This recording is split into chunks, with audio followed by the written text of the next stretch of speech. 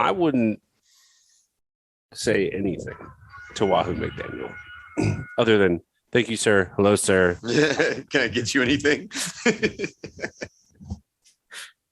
How long is Cookie's match? Because that's how long it's going to be before He's watching it. He's watching it now. Oh, fuck. It's 30 minutes.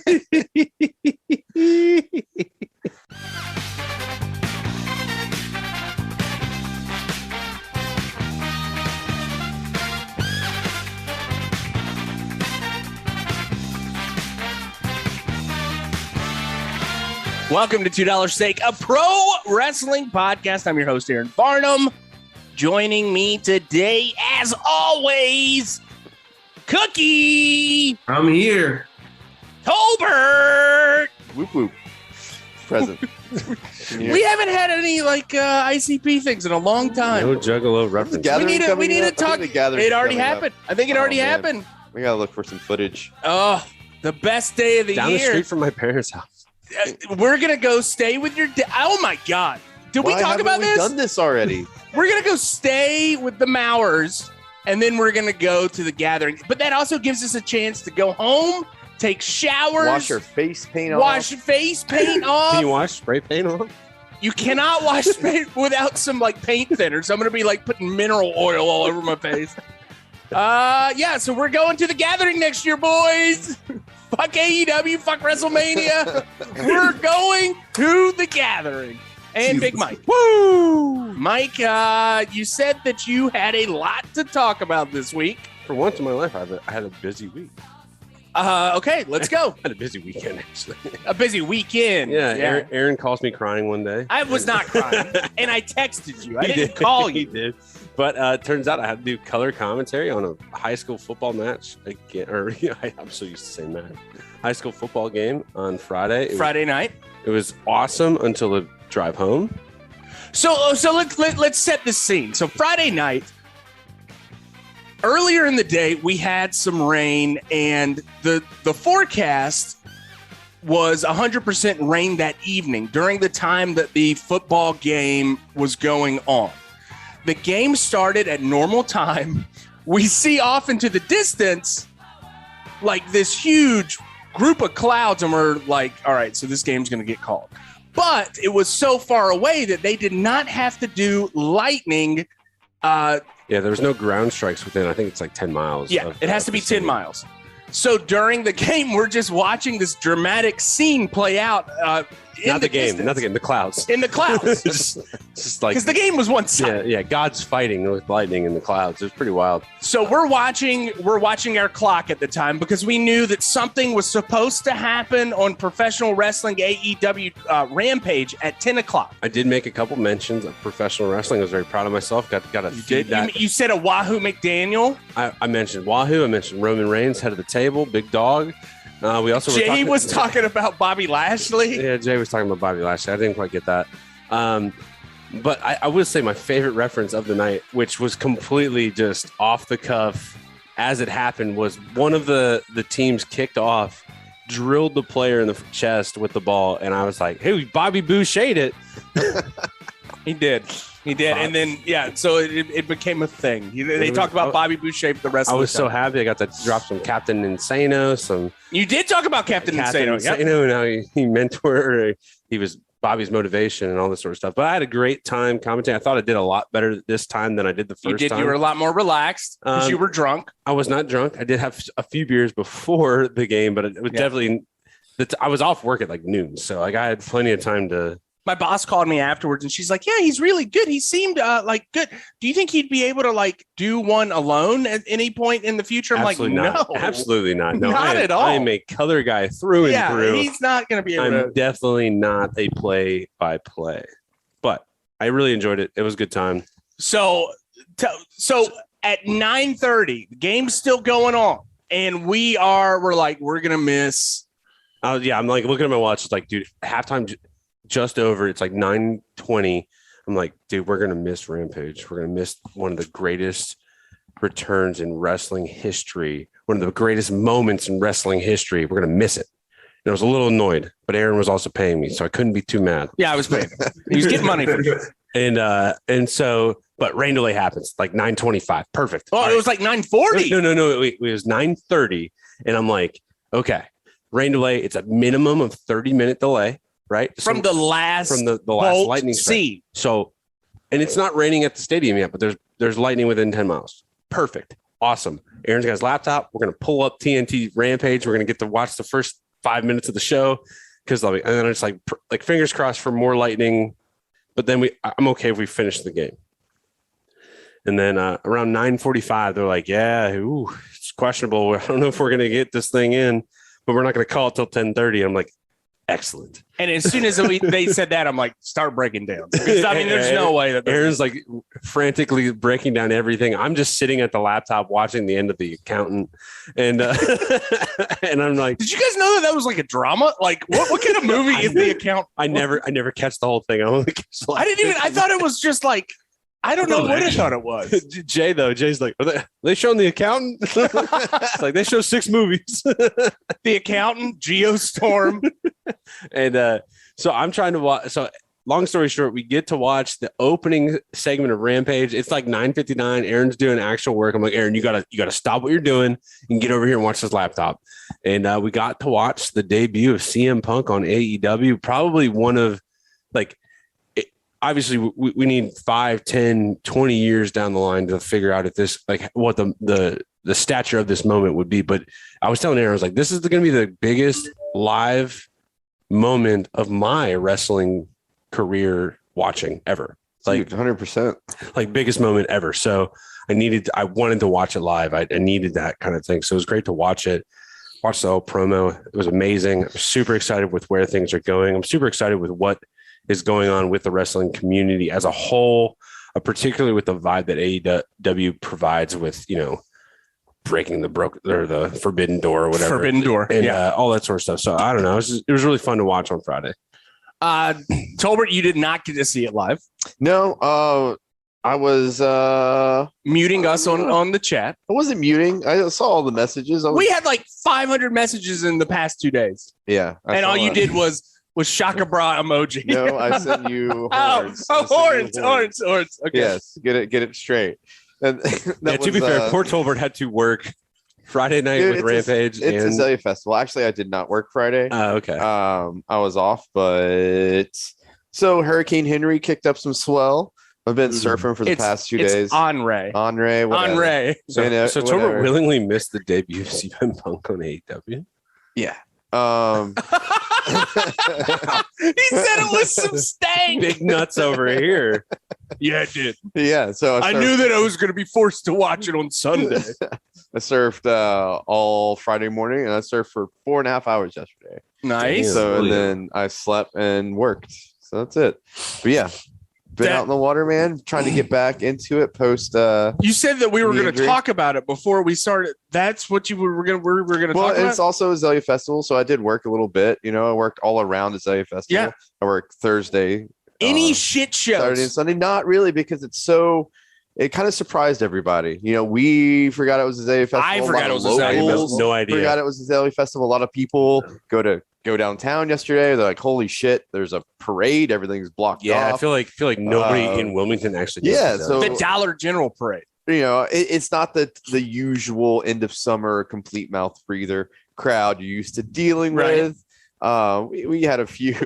Can we just talk about how Tolbert just shot on the tourists? Well, you have to, because Azalea we call as them, somebody. No, because normally Azalea Festival starts the summer. It starts the summer tourist it terror. usually kicks it off. Yeah, and then I love how you just call them mouth breathers. Well, and then Riverfest ends it. Riverfest does end it. But they had some concerts. The fucking Avett brothers are in town for 2 days. Cookie. I hate them. It's not hardcore enough. Thursday, somewhere. I did work Thursday night, and that was Sublime with Rome. Oh God, that's more your people.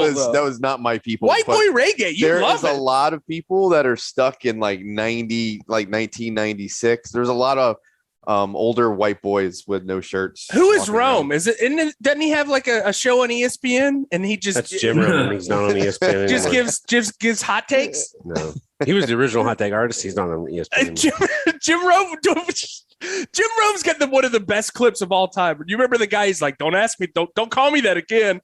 And Jim Rome's like, and then calls him that, and then the guy like jumps the table and attacks Jim Rome. Don't remember that It's at all. one of the best. I'll look it up later. Oh, That's so all good. my dad would listen to in the car. Jim Rome? or like the sports talk radio. So Tolbert, not Yeah. as much Grizz or Widespread Panic fiasco downtown.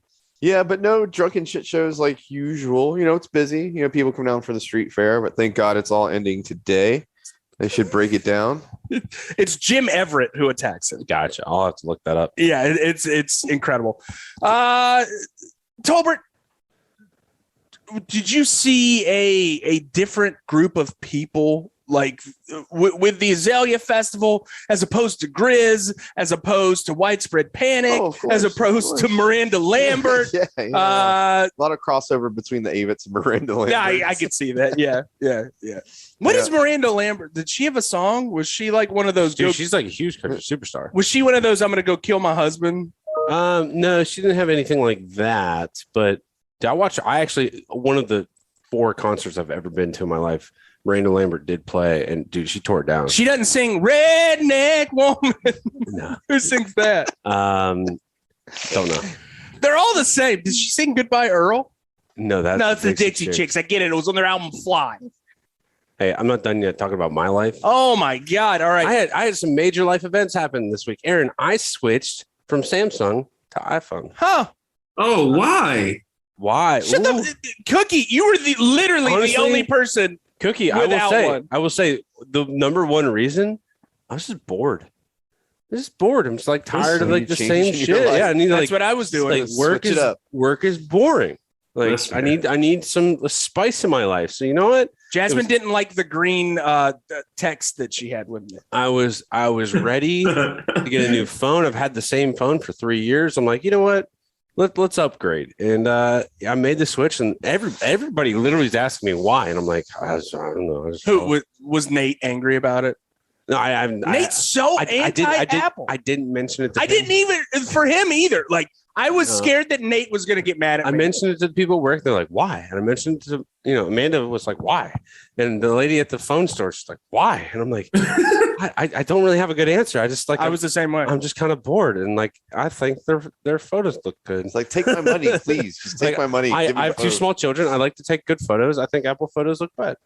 I like my phone a lot better than the phone. There are some little idiosyncrasies there's some weird stuff that honestly, like Aaron, you said it would take me 3 days. 3 days. I think honestly, the worst part was the first 9 hours. Yes. Where I was downloading all the apps and having to sign in. Yes. But I downloaded Chrome on iPhone and you're fine. My passwords are saved and it's cool. And I'm like, I think I have 90 days to decide if I don't like it or not, but I think I want to keep it. Yeah. It's a good phone. Hey, nerds. Fuck off. All right. What? What? Hey, what are you saying that for? Look, I'm just saying. We're a tech podcast now. That's a $1 event, Tolbert. That is a life $1,000 phone, a tech podcast. And Hudson's probably going to put it in the life. toilet. Hey, you know what? This thing's rated. It's rated for 15 feet. Anyway, that was one life altering change. And then I found out that I'm going to be managing a faction come April. Is it a heel faction or not sure if it's gonna be mixed tag or all men, but Amanda's pregnant again. Whoa! What the fuck? Oh my God! Wear a condom. Jesus Christ! That's a pop. Oh shit! First CM Punk and now this. You have to name your CM Punk is the name of your next child. BM Punk. Well, I just want to say our famous moniker of the podcast for Aaron and Cookie. Wrap it up, boys. Yeah. Wrap it up. From here on out, can we please snip your like? I will personally go in and clip that. Honestly, I'm just gonna kick him in the nuts pretty hard. I'm doing you a favor, Mike. every time he sees, He's gonna have a whole fucking offensive line by the end of this. Yeah, you your will. offensive line probably, but Elliott is stick skinny, so he's gonna be on the outside. He's gonna be the tight end. Or a quarterback. That's right. That's right. Anything else, Mike? No, That's why Mike wanted. That is those are the two life altering changes in my week: iPhone and baby. And you liked CM Punk. CM Punk was awesome. Yeah. I know nothing about him other than the pipe bomb, and that was great. Cookie, as somebody that was born around the same time that CM Punk debuted on WWE, 2005. somebody that grew up around CM Punk, how was it to see him back on professional wrestling television? Oh man, I was hype. I was screaming at the TV. I was singing the song. I love Cult Personality, man. I love that song. Like, and then I look at the band and I'm like, oh, you guys look weird, but the song's good. Cookie, they're like awesome. Like Glover, the lead singer of it is incredible. He used to wear like a rash guard and like wetsuit for his performances. He was so cool. Dude, I've never seen anything like those guys before. But I mean, I was hyped, man. Clobbering time. Like I knew it was coming. I didn't know it was going to be the first thing that we were going to see. Did So you I was cry? really excited. I got a little happy, but I don't think I cried. Did you, like that one guy who they cut to and he was still real to me, Bawling. damn it. Hey, you're allowed Yes. to feel emotion in professional wrestling. It's okay. I felt a little emotion, man. I was so happy to see him back. So that is good. We were able to do that. Anything else this week, Cookie? I know you had a big weekend. Yeah, I'm trying to figure out how I can follow up Mike's performance right there with having the kid. Sorry, Cookie. I Becky lynched you. Yeah, We don't know if the he did. performance was that great. We just know that it ended up with a child. We didn't see the finish. Was it a fuck finish? It might have been a DQ. It was a count out. It was just a count out. Roll up. Yeah. No, I had there was a big rugby tournament. I'm around Glendale, Colorado, and that's considered rugby town. So there was Is a rugby it? town sevens this weekend. Okay.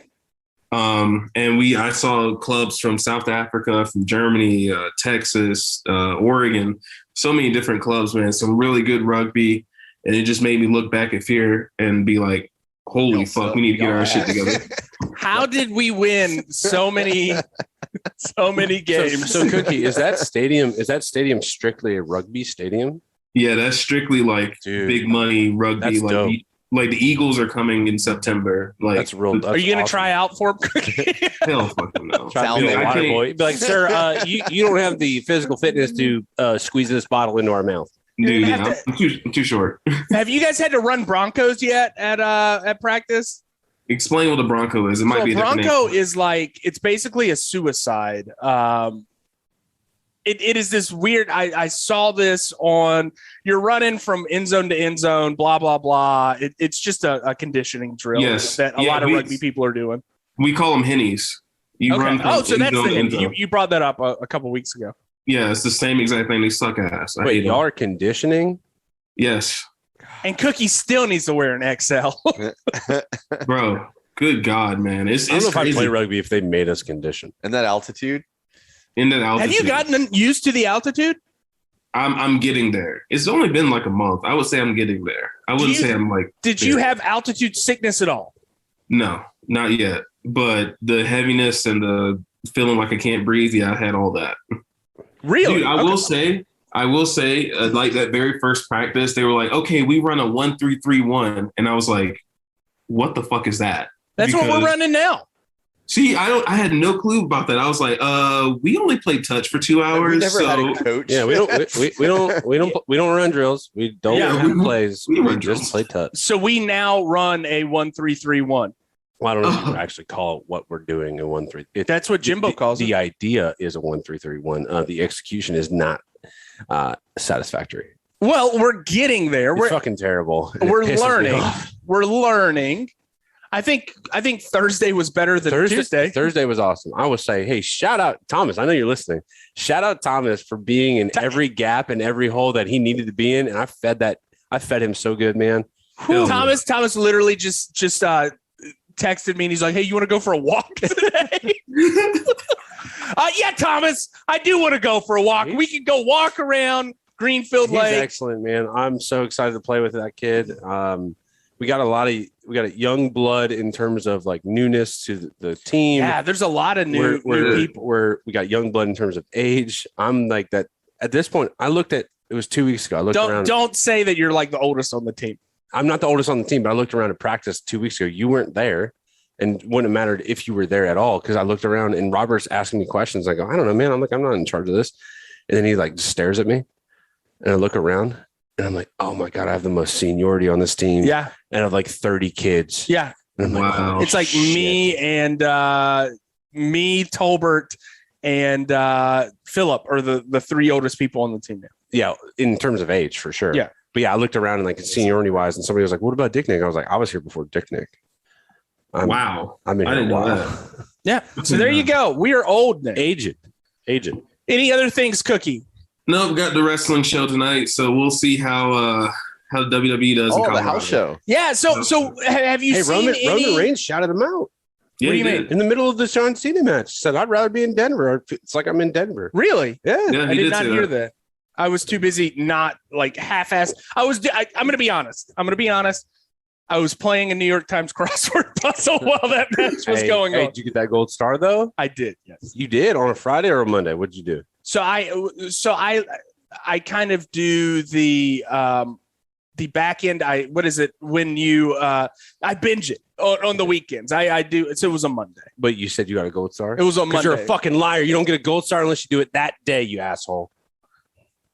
Oh, show him, Aaron. No, he got me. You get a blue star if you finish it on another day. It was a blue star. You get a gold star if you finish it on the day of. I actually pay for these things. So do I. I pay like $3 a month. Hey, we used to do that at work. Anyway, yeah. Roman Reigns shouted out Denver, blue star. Colorado on while he's beating John Cena's ass at SummerSlam. That match was the only good match of the card. I agree with that. It was not a fun WWE SummerSlam. Tolbert used to say that was his like event. favorite pay-per-view, and it's just nothing now. Yeah, that's pretty bad. Well, we did have a we did have a special guest that we were going to have on this show, but he slept through it. We were going to talk about one Wahoo McDaniel. I will say, Derek, I forgive you. Because Derek's got to go on he's leaving on a long haul tonight at 5:00. Oh, no. That's fair. So he wanted to get some sleep in before he starts his long, probably 18-hour workday of driving and not telling Hey, shout anybody. out. That is, he is the back end of America that nobody knows. Is He's the on. back end of something. Nobody knows that that's happening, but that's how you get all your shit at your stores. Derek cooked ribs for me last night. Smoked ribs and smoked chicken wings. Absolutely excellent. It was in memory of his mom's birthday. We all got together. We watched SummerSlam and we ate food together. Delicious food. And Derek is the man. Yeah. So it has been fun having a cool relationship with Derek because Derek sees me as an old person as well. Does he see like Facebook does? Because He's like, oh, you're a middle-aged black man. Yes, yeah.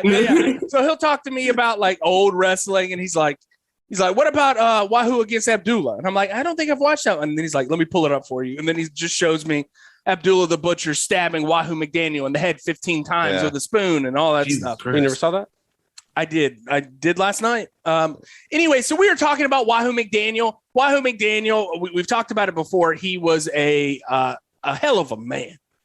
Wahoo McDaniel, one of the toughest professional wrestling, one of the last great men of professional wrestling. He was an NFL superstar, played for the Jets. What else can you say about Wahoo? That he was a tough son of a bitch. Him and Harley Race are like kind of the last two men. Mike, what going into this, you knew nothing about Wahoo. You had never heard the name, not this episode in particular. Podcast. The podcast. Yeah, absolutely. Yeah, no, I had no idea who he was going to the podcast, but Over the years, we talked about a little bit last week. I talk to patients casually, and they bring up wrestling. They kind of pick their brain a little bit, and like anything you ask them, especially down here in the South, Brunswick County, North Carolina. All right. So what did you watch, or who do you like? He's like, everybody's like Wahoo McDaniel. He's like the number one babyface of the Southern, and it's pretty funny. A lot of it, your match today, the history behind your match and what the implications to your match kind of set a lot of things. That's why I was curious on the timeline. I didn't look up the timeline, but I know that there is something going on there. So your match actually ended up being like a big thing for professional wrestling in the Carolinas. It was pretty fun. Wahoo, just a tough dude. Let's talk about some of his matches. For our first matchup of the evening, you all right, Tolbert? Yeah, I'm good. All right. Yeah, I'm the man that broke Wahoo's leg. Well, I'm the man that taught John Denver how to fly the plane. And I sold shotgun shells to Kurt Cobain. First match of the evening, we have got live from WRAL Studios. Is this WRAL? WRAL Studios. I was wondering. It's very funny. I talked to one of my best friends, John, works for WRAL, and he has taken me on a tour of their facilities. And he's like, yeah, man, like this is where they did, like back in the 50s, they would produce their own Westerns from that studio. Yeah. Like they would produce live television for the Carolinas. Not the same thing, but Mr. Rogers was filmed on a studio. Right, in Same thing, Pittsburgh. yeah. And I'm walking around. I'm like, I don't give a fuck about. I don't care about. Hey, where was Wahoo fighting? Where did Wahoo get his leg broken? So he showed me that. It's pretty neat. WRAL Studios, and it's very funny. One of the announcers, Bob Cottle, from your match, was the WRAL weather guy, and they're like, yeah, just you want to do wrestling too? And he's like, yeah, I'll do it. So he ended up being like a big voice for the Carolinas wrestling and ended up being this thing. Awesome. Mike, you have got Wahoo McDaniel against Greg the Hammer Valentine. Correct. Wahoo McDaniel, Greg Valentine, also with Ric Flair. September 7th, one day after my beautiful wife's birthday, 1977. All right. Okay. Apparently, I had no idea where the location was. Raleigh, North Carolina. Raleigh, North Carolina, WRAL Studios. This is for the Mid-Atlantic Championship heavyweight title. You know what's on the line here, boys? A fishbowl full of silver dollars. 2,000 silver dollars. They show a photo of it. I didn't look up the weight, but that bowl's got to be pretty heavy. And I don't think I was very good at guess the amount of beans in a jar growing up, and I could look at that. I don't think that was 2,000. I would say it's probably pretty close. Okay. There were some scattered around the edge. Anyway, big fishbowl, heavyweight title match, heavyweight purse, $2,000. And the first thing I think of is like, well, that ain't that much. No. What, $1977? 1977. Exactly. Sure. But That's no, a good exactly. time. Wahoo is out here by himself looking just stacked. I can appreciate why all of my wrestling patients love Wahoo McDaniel. He's a man's man. He's not overachieving in terms of the physique. He's not overachieving in terms of the size either. He's not super tall. He's just thick. He's thick for days. I think I mentioned, last week the match I had would be two guys fighting outside Barbary Coast. It was about $10,000 in 1977. These two also two guys who would be fighting outside Barbary Coast. Yeah. But I would say a little earlier in the night. These guys started their drinking a lot sooner. Yeah, these guys do shift work. They're off at 3. And guess what? They're drinking at 4. They're drunk by 6. They're working at the port. These guys were probably fighting at Winnie's back in the 1950s. Honestly, yeah, it might not have been at Barber's. Yeah. So they might be fighting about not getting the job because the way the port works is it's all seniority. Yeah. And if you don't got the seniority, you're not going to get on a team. You ain't going to get your hours.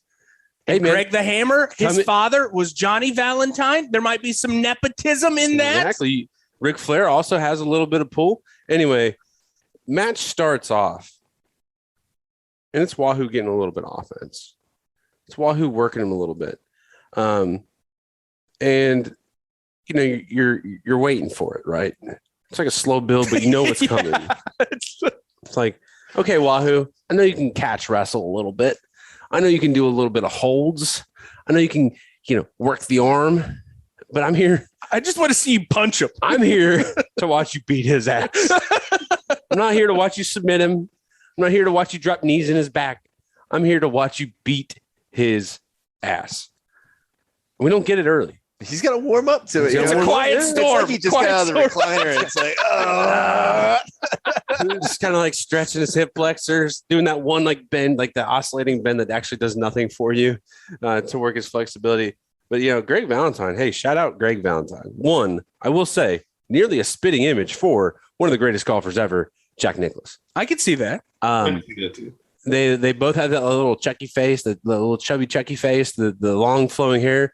Around the same time as Jack Nicklaus winning his fucking 10th Masters or whatever it was. So shout out Greg the Hammer Valentine. But they're working it. So one little quick aside. Sure. So Greg the Hammer Valentine, his father, Johnny Valentine, one of the people that got into the infamous plane crash here in Wilmington, North Carolina. Johnny Valentine had one of the bloodiest and biggest feuds in the 1970s against Wahoo McDaniel. So it became this thing of like nature versus nurture. Is Greg going to be a part of this scheme?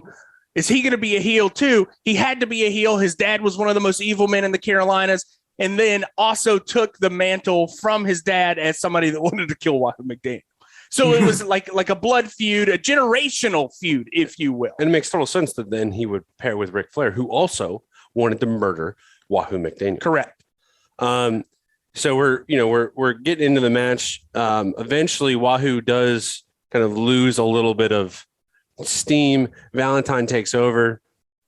The one thing I love, it's not quite the 80s wrestling that I like adore.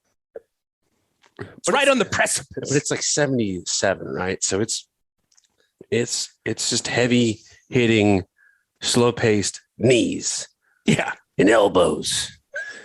Working a hold. And face stomps. Not even holds. There weren't a lot of holds in this match. No, it was just tosses, and Valentine eventually starts stomping Wahoo's head.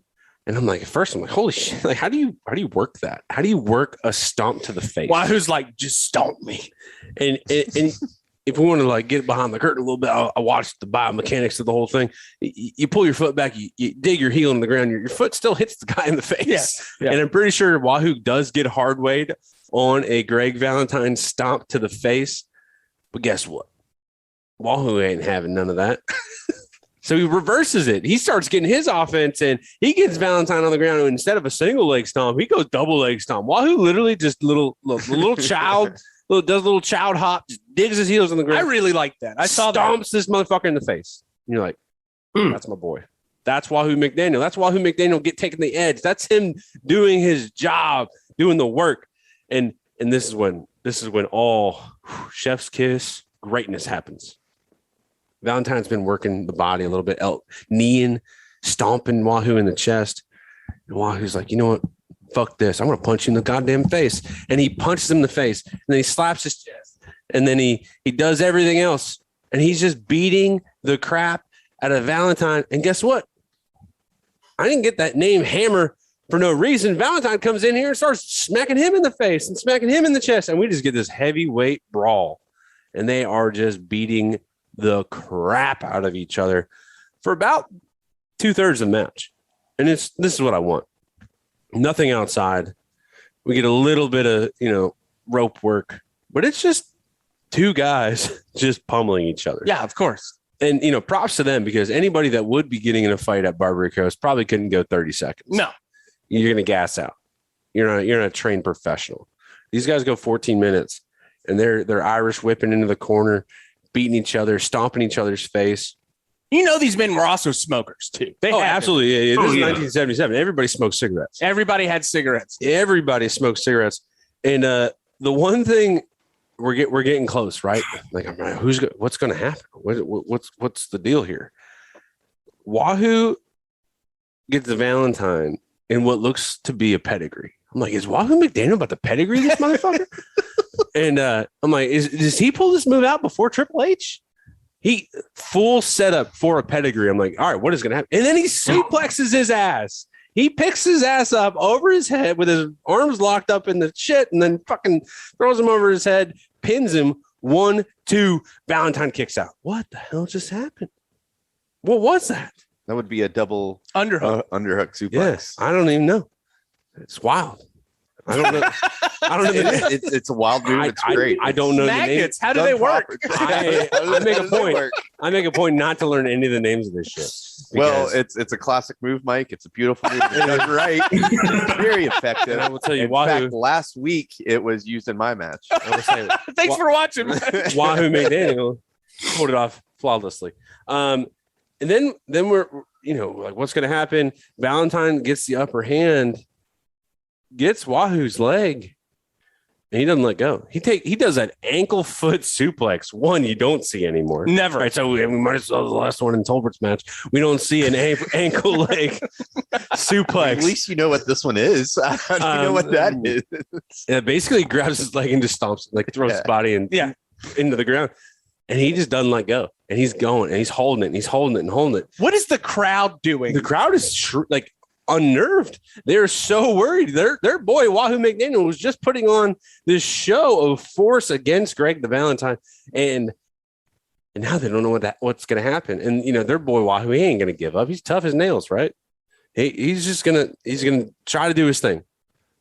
Referee calls it because he hears a snap. Valentine broke Wahoo's leg. Broke his leg in the WRAL studios in Raleigh, North Carolina. Wahoo, he's still not giving up. He's still in there because Valentine's is still holding on.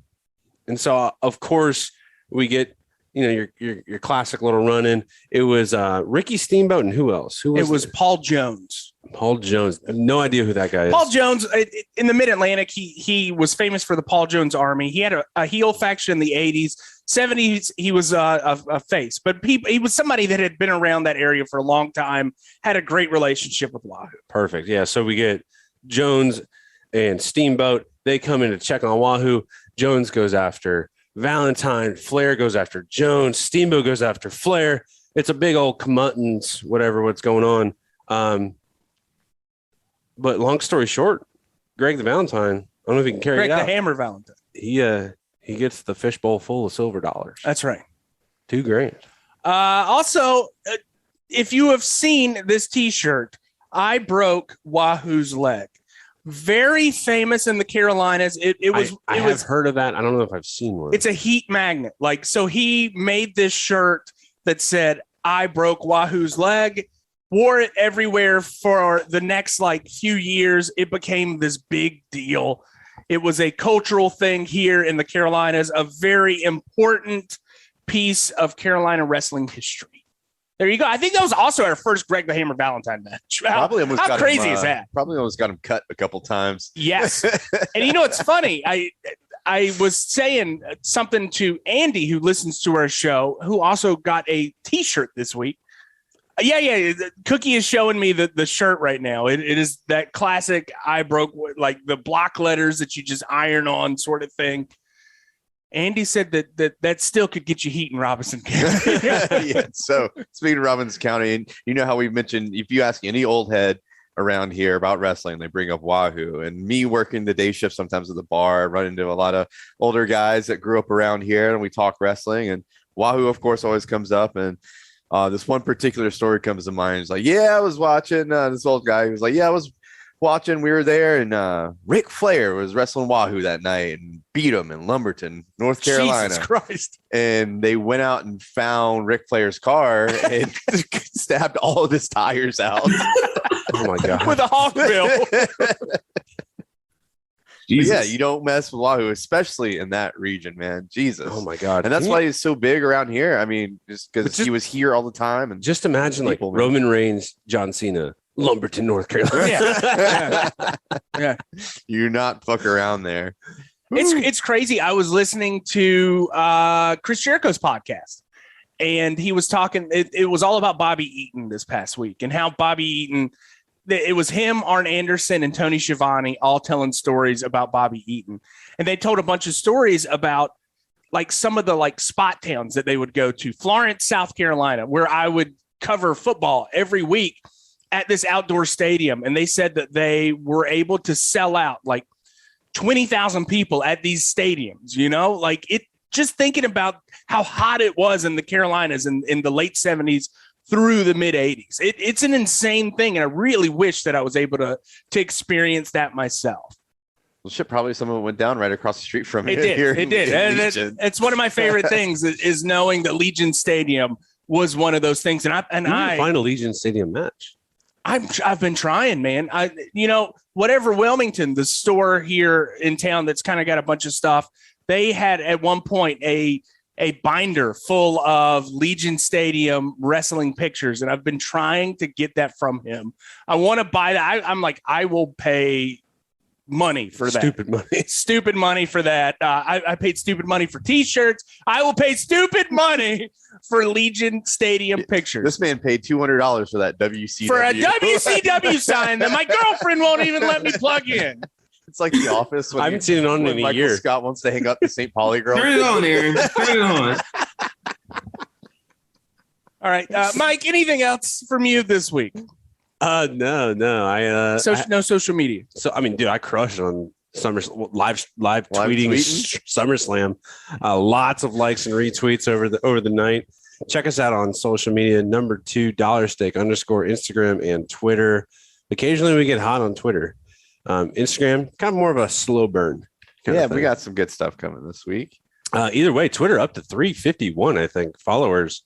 Tree 351. I think we're still at 169. 171. 171. Yeah. Fuck that.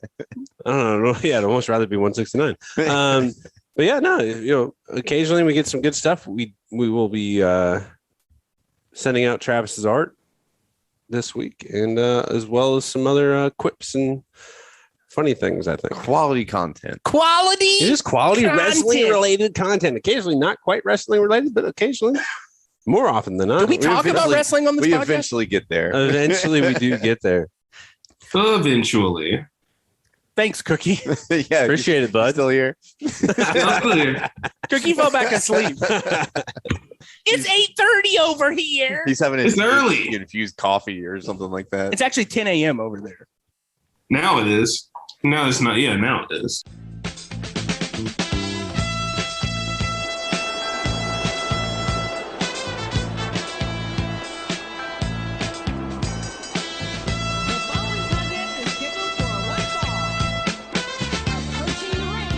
All right, Cookie, my boy, it's your boy, Cookie.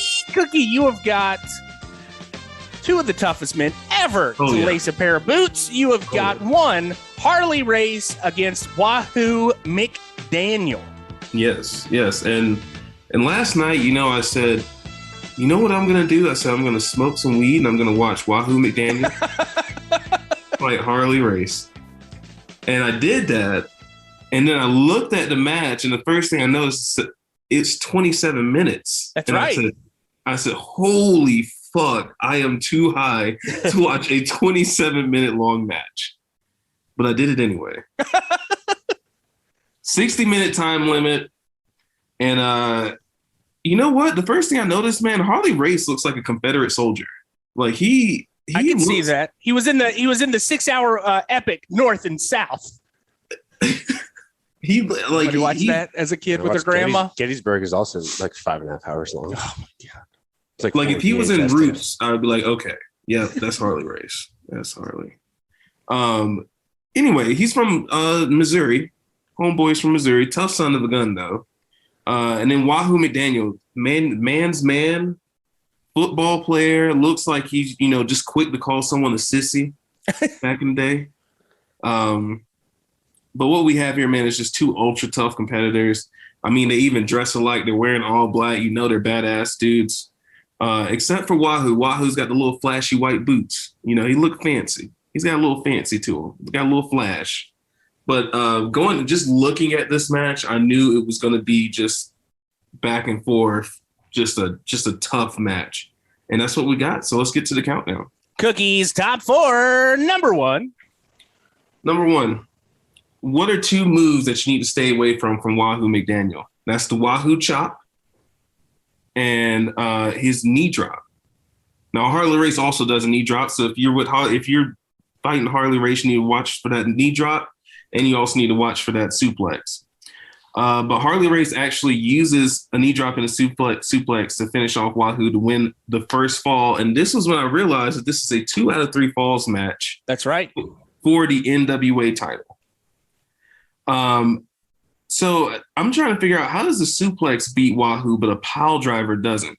He's got a hard head, but a bad back. Is that how that works? I don't know. Yeah, it's kind of like Miro. Miro is weak to the DDT. He's got no neck. We got no neck. Pile driver ain't gonna do shit to you, man. Goddamn right. I didn't even think about that. He has no neck.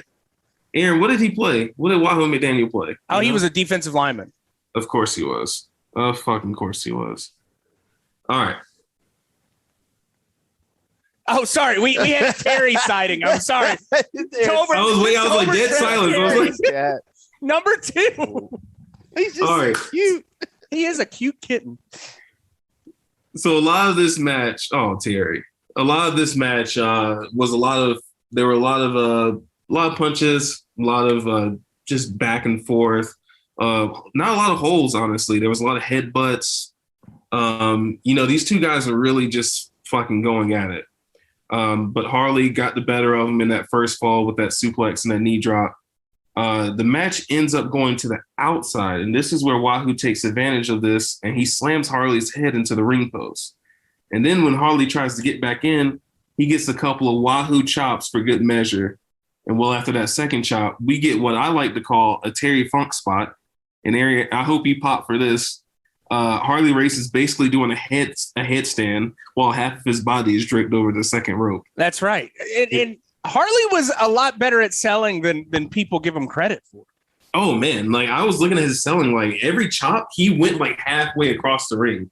Like he starfished in the air and just like landed flat back. It looked beautiful. And that entire time I was like, God damn, I can see why people in the South loved Wahoo McDaniel, because he looked like Superman going up against someone as strong and as tough as Harley Race. Well, but anyway, like Superman, if he drank like a case of beer every day. yeah, that's true. Working a coal mine. I was looking at both of these guys and I was like, wow, this really is the 70s, because these guys are not body guys. There's no body guys in this. Hey, you know what? We don't need body guys. No. Wahoo just needs one chop, man. That's all. One chop. That's all. If I can get the people to believe in this chop, that's all I need. Dude, honestly, I mean, that's all it takes, though. For me, I was watching it, and it's like, you remember when you would play like Mortal Kombat on Sega? Yeah. And like, you would pick Scorpion, and your friend you just spam. absolutely wanted to play Scorpion. And like, so then it was just like Scorpion for Scorpion. You're like, okay. And we just like battle it out. Like, that's what these 2 look like. They're both throwing knees. They're both throwing punches, chops, elbows, and they're both selling their ass off. And it's like, it's totally fine. Yeah, absolutely. It's just 27 minutes of just 2 hard-headed men just beating the shit out of each other. Love it. It's crazy this week. So I was having a time picking matches early on in the week. It's tough. Like Wahoo, it is tough to find good Wahoo matches online because he was kind of right before the advent of tape. Like the proliferation of using VHS tape in professional wrestling. And then whatever those tapes are, they have to get online. Correct. So it was tough to find very good matches with Wahoo.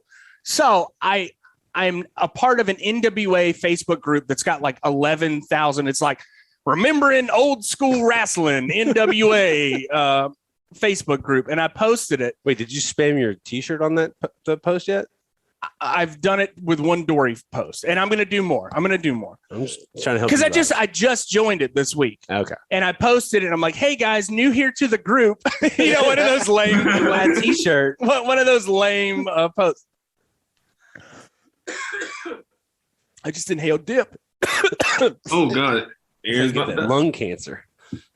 So I posted. Oh man. His eyes are watering. Oh my God. He looks like he just ate a ghost pepper. Yeah, you do. So I posted it this week, and I got like 100 likes, like no joke, like 100 people liked this post. And it was like, it started this Wahoo thread. And people are like, man, I remember Wahoo doing this, this, and this. And I'm like, great. Can you send me some links to matches? And what's a link? Yeah, what's a link? They're typing in all caps. Nah, nah, nah, nah. But I will say that there still is an appreciation for Wahoo. A lot of people were posting, and that's where I got Tolbert's match, which we will talk about in a little bit. Sorry, Cookie, back to you. No, you're fine. You're fine. Okay, so he's not fine.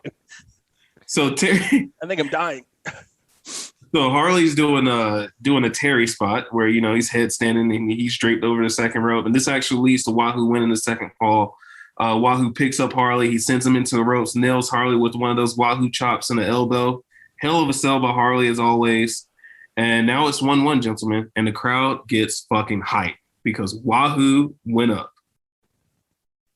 Number 3. So number 3 actually has nothing to do with wrestling. It actually has something to do with the crowd. Number 3, did anyone else see the injustice in the front row on the hard cam side? No, what are you talking about? No one saw that? No. Looks okay. I'm just trying to set the scene. It looks like some drunk guy is walking to his seat, right? He looks white. I don't know if he is or not.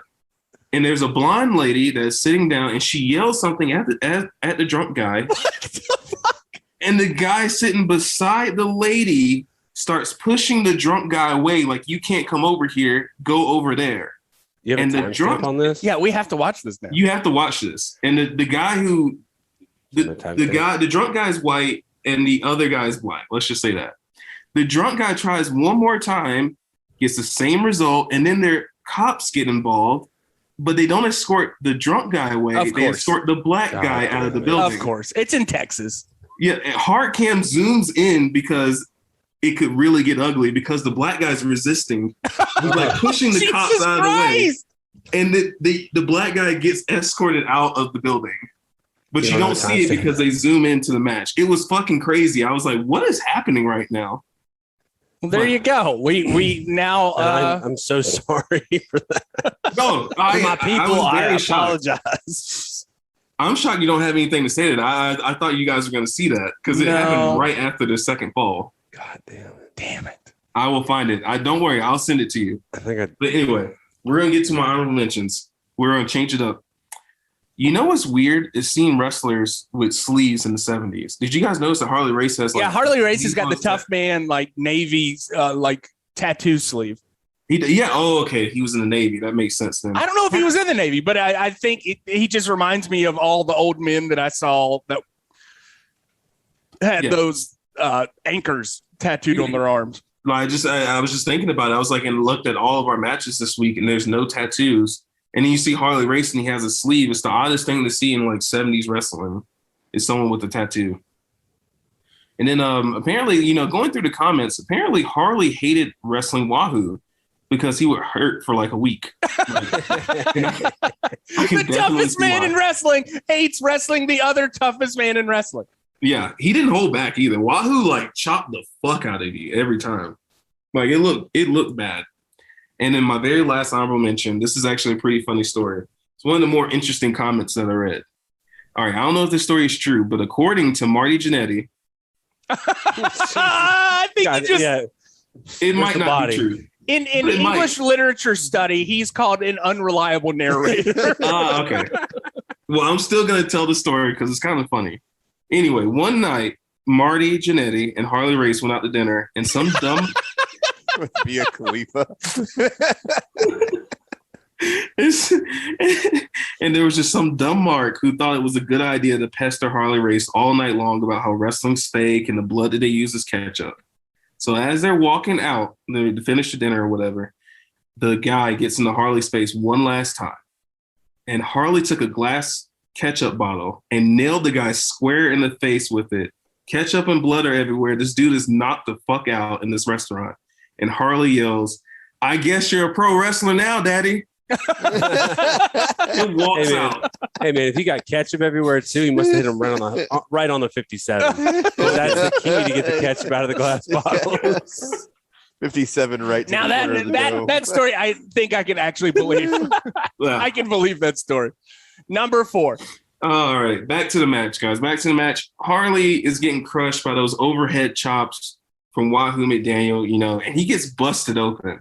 Harley's busted open. And at this point in the match, she's not looking too good.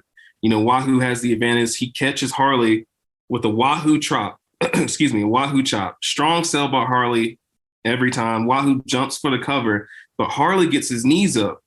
Now, Harley Race smells the blood and water, so he goes for a suplex finish. Wahoo counters that up. He rolls him up. Harley counters that roll up. He holds the tights, gets the final fall.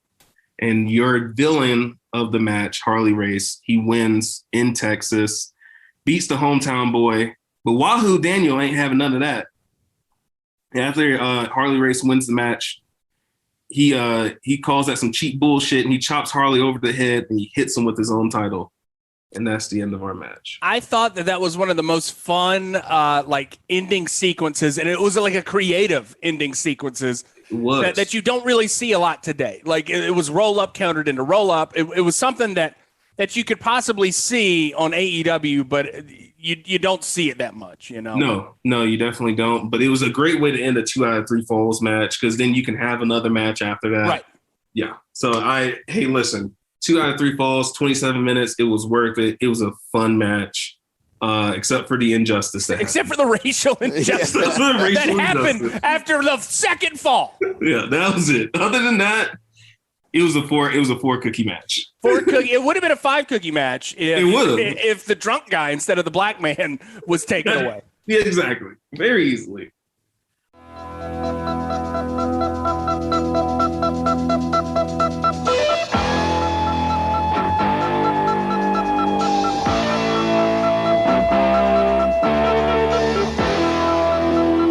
All right, for our final match of the evening, you can't have a Wahoo McDaniel match that's crazy and wacky.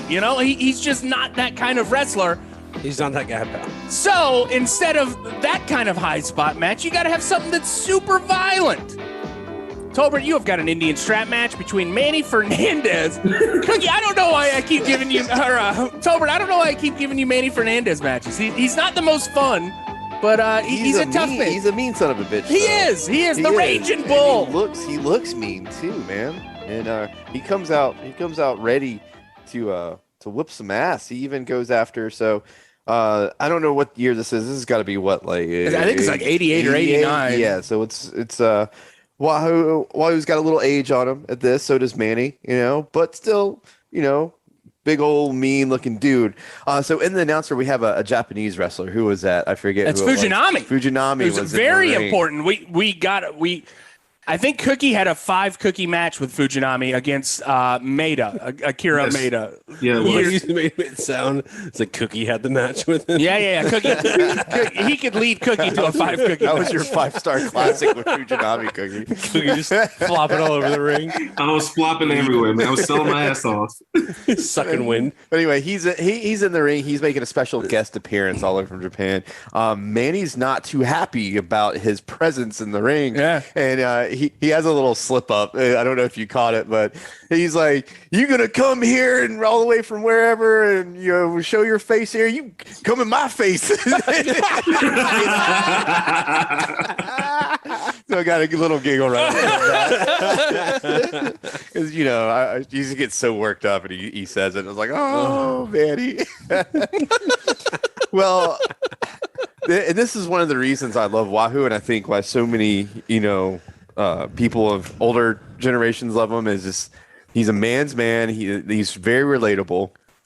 He looks like he's there to kick your ass, but he's slightly annoyed about it. He definitely has that. Why you gonna make me do this, boy? He has that dad vibe where he's like kind of, I want to whip your ass, but let's get this over with, man. I gotta mow the lawn or something like that. Prune my hedges. The crowd's all worked up. Manny's getting a little bit of heat, and Wahoo just kind of comes out, in his full headdress before the announcer even announces his name. He just kind of pops out of nowhere. So I also, before this, one of the things that got the real heat in this match going, Manny Fernandez also destroyed one of Wahoo's headdresses. That's kind of what got dude, you don't fuck with that shit. Yeah. right. So he comes out in his full chief headdress, but he just kind of pops out, like I said, slightly annoyed that he's there, So the crowd goes wild. The announcer, eventually gets these, oh, by the way, we have Wahoo McDaniel here.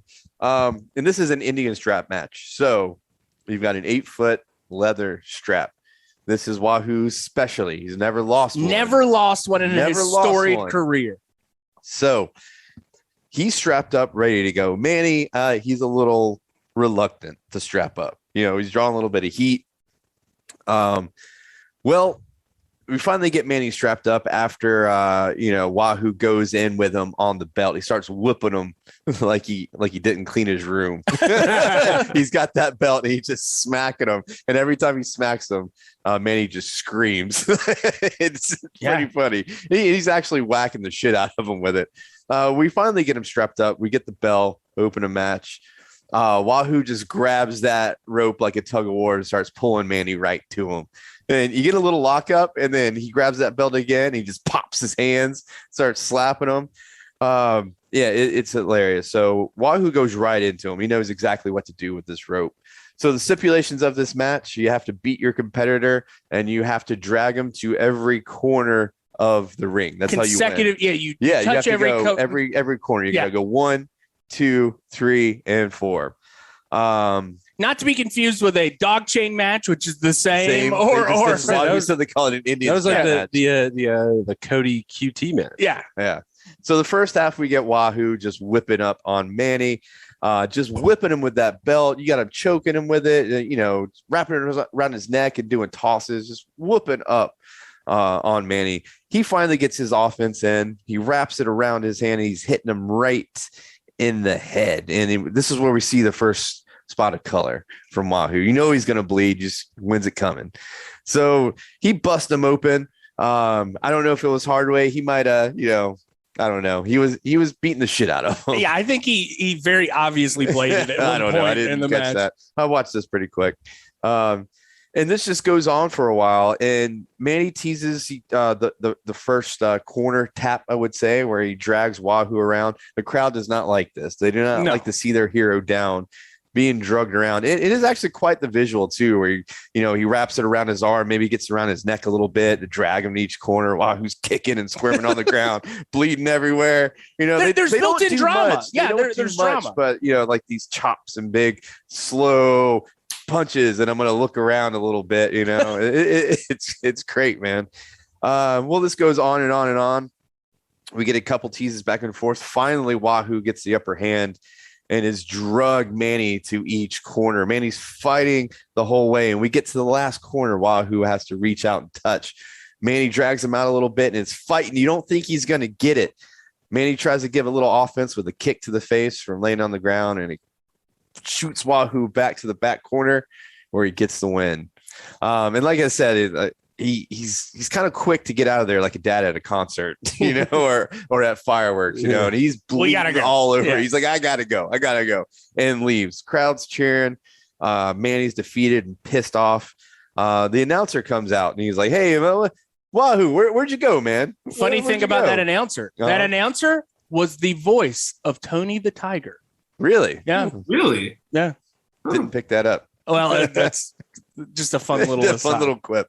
Anyway, so he's like, let's try to get Wahoo back over here, and he just he's out of breath and bleeding. He just kind of comes up and he's like, man, and he says how tough Manny is, and he's a worthy opponent, but he hates this man, and he's glad he whooped his ass in this strap match, and that he'll take him out back and he'll do it again. And he loses to maybe with a gun. But one way to do it. It's short and it's sweet. He's all bloody. It's a great little promo. And he's just like, I'm going to shoot that son of a bitch. I'm going to kill him. I'm going to kill him. Dead. And he goes back to the locker room all bloody. It's just perfect. It's just enough. Everything he does is just enough, never over the top. And something like that is one of the reasons why I can see like my great grandparents being in love with this guy, because he's a tough son of a bitch, and he tells it like it is. Like it is. Straight shooter, that one. Hopefully, so he can kill Manny very quickly. You don't want to wound him. Yeah. Oh, you ready for the HighKu? I'm ready for the All HighKu. right. Wahoo wants him dead. He's going to take him out back. He might just shoot him. That actually is low-key one of my favorite haikus that we've had in a very long time. Who do we want to talk about next week? We have talked about some very classic wrestlers. I was thinking the other day while cruising through YouTube, who haven't we covered? We have never had a CM Punk match. We have. I think we have. Early on, I think we don't have think one. we have. I'm gonna have to look in our drive real quick. Who were you Man, thinking? I don't know. We're running out of classics to cover. We've done a lot. We don't have to do classics. We can kind of dive in and out, dip our toes. I will say I've never watched a CM Punk wrestling match. You've never watched a CM Punk match? Zero. We have had one. We've only had one CM Punk match on out the of show, 120 episodes. and it Who was had Tracy it? Smothers versus CM Punk Oh my god!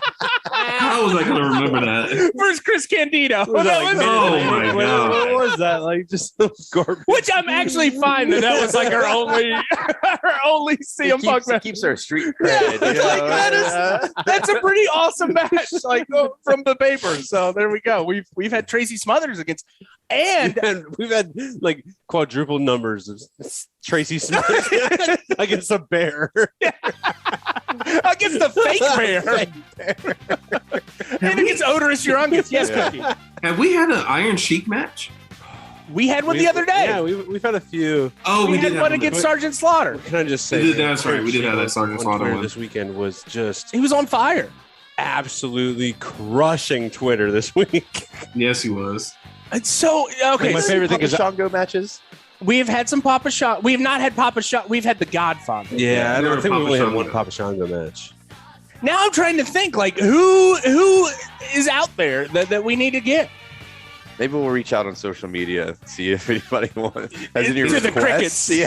There's going to be something upstairs, like the bowl call. Byron? Byron, you want to send Andy, us? Byron, I am not going to do any of your crazy indie stuff. I wonder if Andy has a match. Andy, if you have a match, shout it out. DM us. Andy might send us some crazy Thomas, shit. if you got a match, Thomas DM us. is a wrestling fan himself. So I would say, tentatively, let's do a CM Punk episode. I'm down. If we I'm do curious. a CM Punk episode, you have to watch CM Punk versus John Cena, Money in the Bank.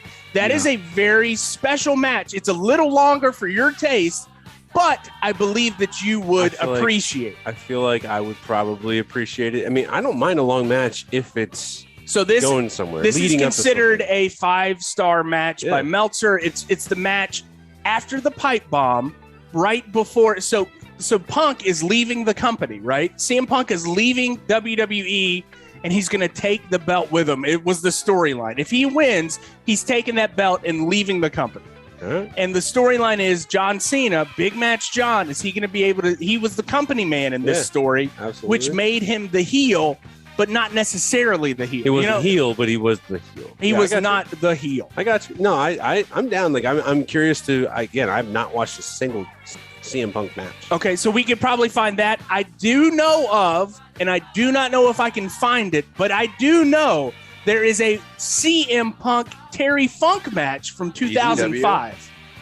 I'm going to try to find that one. If I cannot find it, we will go another route. I'm requesting some early CM Punk ECW Okay. Hardcore days. Some ROH. Oh, wow. Some throwbacks. Let's find out why the man became the man. And Cookie, any requests from you for CM Punk? No, I can't. God think damn it, Cookie. I mean, like, I've seen so many of his matches. I can't. Because you grew up with him. Or if you do give me something from his earlier days, not something from CM Punk WWE. probably never wrestled in Japan. Did he? If he did. He's wrestled a lot of Japanese. You know what's very fun is during the media scrum for CM Punk this He's week. like, yeah, if he wants me to go to the G1, I'll go to the I'll G1. do the G1, and then you And everybody's see, like, what? you see Tony's eyes like get a little wide, and he's like, "That's a lot of matches." How old are you? All right, so we will be talking about CM Punk next week. We'll go back to the classics the week after that. Let's wrap it up. Thank you guys for listening. Mike, wear protection next week and from here on out. Wrap it up, boys. Yeah, Wrap it up, Wrap it up. Mike, is Wrap it up, what Mike. we're saying. Thank you for listening to $2 Steak, a pro wrestling podcast.